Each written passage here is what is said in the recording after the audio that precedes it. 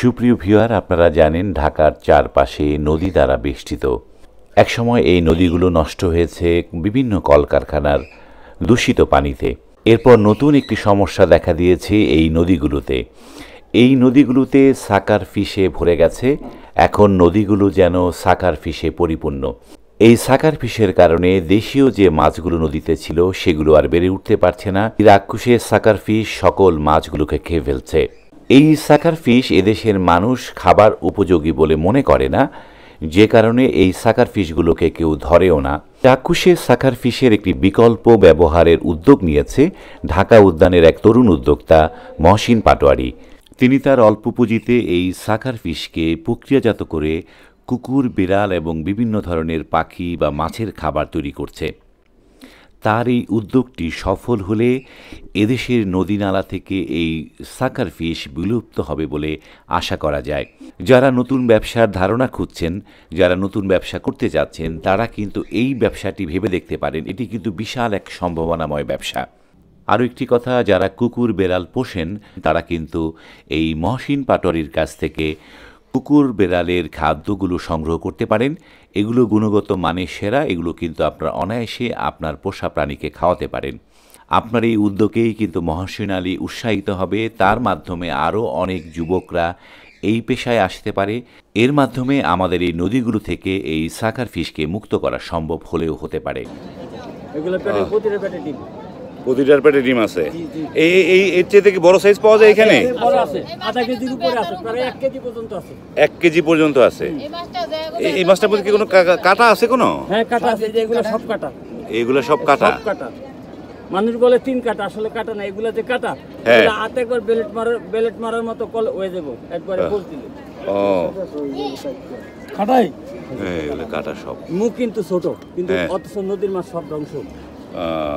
মানে এক কথা বলতে গেলে নদীর মাছ হুমকির মুখে এই মাছের কারণে। এই মাছের যে প্রজনন, যে অনেক মাছের জন্য অনেক হুমকি করে দাঁড়াইছে নদী পথ। চমৎকার চমৎকার। এটা একটা এইখানে দেখি কি পরিমাণ যে এই নদীতে যে মাছ আছে, কোনো রকম একটা মানে দেওয়া হয়েছে, তাতেই যে কি পরিমাণ মাছ উঠে আসছে। এই নদীর ভিতরে কিলবিল কিলবিল করছে মাছ।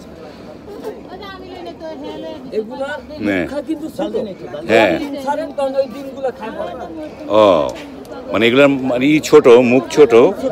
হ্যাঁ, এগুলো এই দেশে আসে হচ্ছে অ্যাকুরিয়াম ফিশ বা সাকার ফিশ, শ্যাওলা পরিষ্কার করার জন্য। এগুলো নদীতে ছেড়ে দেওয়া হয়েছে। কোনো একজন শখ করে হয়তো ছেড়েছিল, কিন্তু বাংলাদেশের নদী ধ্বংস হয়ে গেছে। তো এইগুলোরে আপনি কিভাবে প্রক্রিয়াজাত করেন এগুলোকে? আমি এগুলো সর্বপ্রথম কাটি।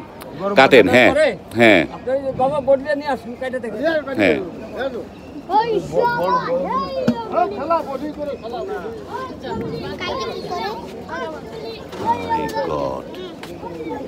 এত মাছ।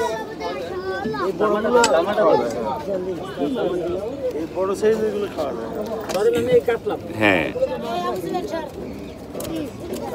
ও মাই গড, এগুলো কাটাও অনেক কষ্ট। এইভাবে কাটলাম। হ্যাঁ, আস্তে আস্তে আস্তে করেন, কোনো সমস্যা নাই। হাত কেটেন না, আস্তে আস্তে ধীরে করেন। কাটার পরে হ্যাঁ, এইভাবে আঙ্গুল ঢুকাইতে হয়। হ্যাঁ, ফাঁক কইরা এটা আঙ্গুল ঢুকাইয়া তারপরে এইভাবে ফাঁক করতে হয়। ও, মানে এটা চামড়াটা আলাদা করে ফেলতে হয়। চামড়াটা অনেক মোটা, তাই না? চামড়াটা অনেক মোটা। আপনি চামড়াটা আলাদা করে ফেলেন। চামড়ার গায়ে ধার, হ্যাঁ, অনেক ধার। চামড়াটাও ধার, তাই তো? কোনো প্রাণী ওরা খাইতেও পারে না ওই ধারের কারণে। ও সবাই খায়, কিন্তু ওরা কেউ খাইতে পারে না।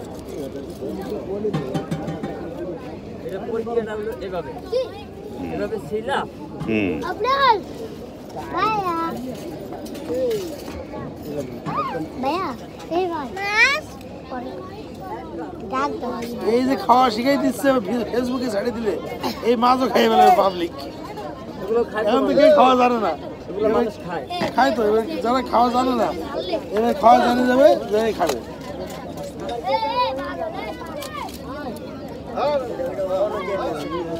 ছোট মাছ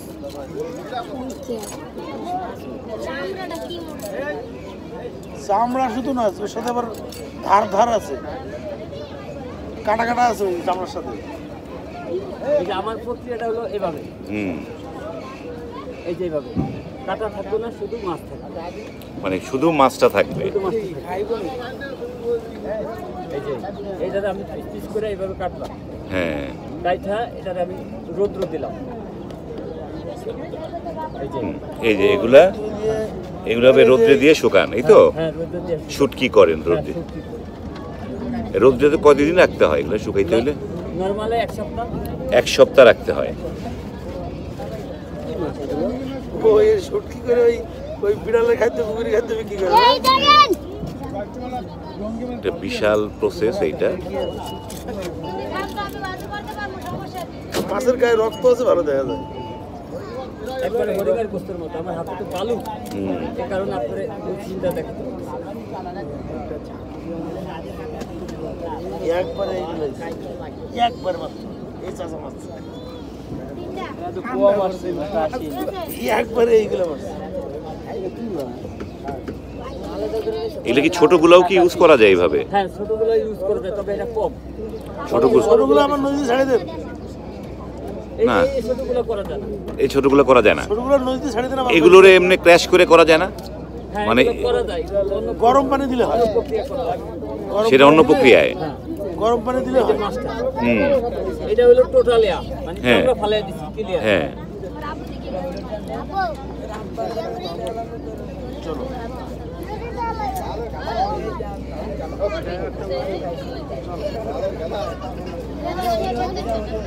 এই হলো প্রক্রিয়াটা। এই যে দেখুন, হ্যাঁ, কালারটা দেখছেন? হ্যাঁ। ঠিক এরকম কালার, খুবই এই যে এরকম হরিণের গোস্তের মতো লাল। খুবই চমৎকার। তোমরা নদীর পাড়ে মাছ সব ধরে আলাইতেছো কা? এইভাবেই আমি হ্যাঁ, প্রক্রিয়াজাত করি। এইভাবে করে আপনি মানে এগুলা শুকান, এগুলা মানে সিদ্ধ টিদ্ধ করতে হয় না? না, শীতকৃত করতে হবে না। এটা হলো অরিজিনাল শুটকি। এটাকে শুটকি করে ফেলেন? হ্যাঁ, এটারই শুটকি। এটারে শুটকি করে আপনি হচ্ছে বিড়াল কুকুরের খাবার বানান। এটা আপনি কতদিন যাবত করছেন এটা? প্রায় 1 মাসের উপরে। 1 মাসের যাবত এইটা করছেন। হ্যাঁ, তো আপনার কাছ থেকে এই বিড়াল কুকুরের খাবার কে কে নিয়েছে এই পর্যন্ত? অনেকেই নিছে এই পর্যন্ত। অনেকেই নিছে। তারা কি বিড়াল কুকুর খাচ্ছে স্বাচ্ছন্দ্য এগুলা? হ্যাঁ, খাচ্ছে। এগুলো- যে নিচ্ছে সে আবার আসছে, না খাইলে তার আসছে না। যে নিচ্ছে সে আবার আসছে। আবার আসছে। যে এই যে এইখানে যে ছোট ছোট যেগুলো, এগুলোকে কোনো প্রক্রিয়াজাত করা যাচ্ছে এগুলো না? প্রক্রিয়াজাত করতে হবে। ওই যে আপনার মুরগির ব্রয়লার বানায় না, হ্যাঁ। ওই কল্লা ফালাইয়ে দিয়া শুধু রৌদ্র দিতে হবে, তাইলে এগুলা খাটান যাবে। মানে কল্লা ফালাই দিয়ে রৌদ্র দিতে হবে? হ্যাঁ, মানে এই যে এইভাবে করতে হবে।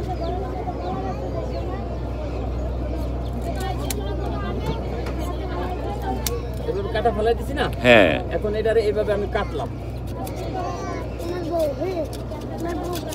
আস্তে সাবধানে। হ্যাঁ, এই যে এইভাবে কাটলাম, হুম, এইভাবে কাইটা হুম, দুইয়া রৌদ্র দিলাম। হ্যাঁ। রৌদ্র দিলে এইভাবে খাটান যাবে, ছোট বড় সব। হ্যাঁ, ছোট বড় একসাথে করা যাবে। সব। এগুলো হাঁস এই হাত থেকে নদী রক্ষা করতে হবে, মুখ কথাগুলো যা করা লাগে। এইগুলোকে নদী রক্ষা করার জন্য এগুলোকে যেভাবে পারেন ধরেন, ধরে এইভাবে করে শুটকি করে হাঁস মুরগির খাবার এবং মাছেরও খাবার তৈরি করা যায় এগুলো দিয়ে। খুবই চমৎকার। এবং এইখানটায় মানে আপনি জাল দিলে নিরাশ হবেন না, আপনার জালে কিন্তু মানে শত শত এই সাকার ফিশ উঠে আসবে। এই পাউডারটা বানাইছি আমি এটা দিয়া, এই পাউডার। এই পাউডারটাই যে এগুলো দিয়ে? হ্যাঁ, এগুলা মুরগি, হাঁস হ্যাঁ। এবং পাখি সবগুলাই খেতে পারবে, সবাই কোনো খেতে পারবে। নিচ্ছন্দ, কোনো ইয়া নাই। এটা দিয়ে এটা বানাইছেন? হ্যাঁ। এই যে একই মাছ দিয়া এটাও বানাইছি, দেখেন। এই যে এটা বানাইছেন, এই তো? এটা কি শুধু শুটকি নাকি এটা কি করছেন এটা? এটার সাথে হালকা মুরগি মিক্স করছি। হালকা মুরগির মাংস? হ্যাঁ, হ্যাঁ। হ্যাঁ। এটা হলো কুকুরের জন্য একটু বড় সাইজ করছি। এটা বড়, এটা কি ভাজা হ্যাঁ, একটুখানি? এটা ভাজা, এটাও ভাজা, এটাও ভাজা। এটা ভাজছেন কিভাবে এর সাথে? মানে শুধু তেল দিয়ে ভেজে ফেলছেন শুটকিটা নাকি? হ্যাঁ, শুধু তেল। তা বললেন যে মুরগি মিক্স করছেন, মানে মুরগি মিক্স করছি বলতে মানে মুরগি আর মাছ 50-50 দিছি। মুরগি পেঁয়াজ, হলুদ দিয়া, হ্যাঁ। আর তেল দিয়া ভাজি করছি, ভাজি করে এটা শুকাইছি। মানে মুরগি আর মাছের এটা 50-50 দিয়ে হলুদ দিয়ে ভাজা করছেন। হ্যাঁ, আর ভাজি এইটা করে- তো একদম ফ্রেশ, শুধুমাত্র এটা ফ্রেশ। এটার মধ্যে কোনো কিছু নেই। এটার মধ্যে কোনো কিছু নাই। এটা হলো শুটকি। Direct শুটকি। এটা হচ্ছে শুটকি। তো এখন আপনার জানতে চাচ্ছি যে কোনটা আপনি কত টাকা করে কেজি বিক্রি করছেন? আমি এটা বিক্রি করি 400 টাকা কেজি। কোনটা? এই যে দুইটা, এই যে যেটা ভাজা, হ্যাঁ এই ভাজাগুলো 400 টাকা কেজি। 400 টাকা কেজি কেজি। আর আর যেটা শুটকি যেটা, এটাও 400 টাকা। এই শুধু শুটকিটাও 400 টাকা। 400 টাকা, কারণ একই খরচ। হ্যাঁ, এটা কেন এটা তো খরচ, এটা আপনি ভাবছেন এটা খরচ বাড়তি খরচ না? হ্যাঁ বাড়তি খরচ, ঠিক আছে। হ্যাঁ। এটা আমি স্যাম্পলের জন্য বানাইছি। স্যাম্পলের জন্য বানাইছেন? স্যাম্পলের জন্য বানাইছি। হ্যাঁ। আর আর এই যে এটা, হ্যাঁ। এটা আমি 200 টাকা বিক্রি করি। এটা বিক্রি করতেছেন 200? 200। এটা হচ্ছে পাখি টাকি খেতে পারবে? পাখি, পাখি, মাছ এবং হ্যাঁ। মুরগি। পাখি, মাছ, মুরগি খেতে পারবে। হ্যাঁ। ওকে, খুবই চমৎকার। তো আপনার নামটা কি বলেন তো আপনার? মোহাম্মদ মহসিন পাটোয়ারি। মোহাম্মদ মহসিন পাটোয়ারি। এইটা আপনি কোথা থেকে পাইছেন সেটা একটু শুনি আগে। এটা আমি পাইছি বলতে, আমি এখানে দোকান দিছি 2 বছর। এই জায়গায় দোকানদার? হ্যাঁ 2 বছর। হ্যাঁ এই দোকান দেওয়ার পরে অনেক জাইলারা চা খাইতে আসে।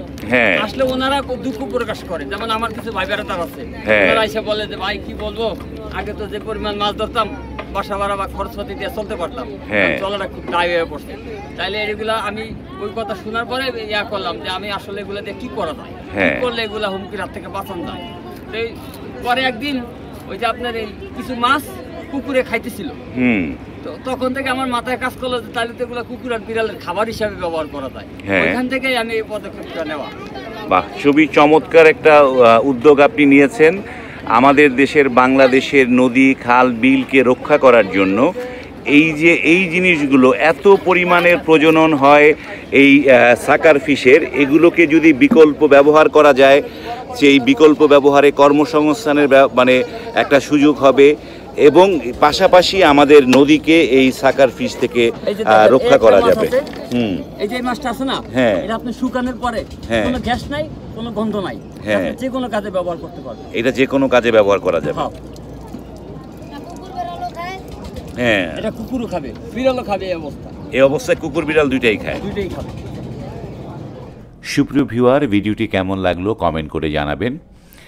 যারা এই ধরনের নিত্য নতুন ইনোভেটিভ আইডিয়া যাদের আছে, যারা কাজ করছেন, তারা কিন্তু আমার এই চ্যানেলের মাধ্যমে সেটি বিশ্ববাসীকে জানাতে পারেন। ডিসক্রিপশনে আমার নাম্বার দেওয়া আছে, সেখানে আমার সাথে যোগাযোগ করতে পারেন। আজ এই পর্যন্তই, ভালো থাকবেন। আল্লাহ হাফেজ।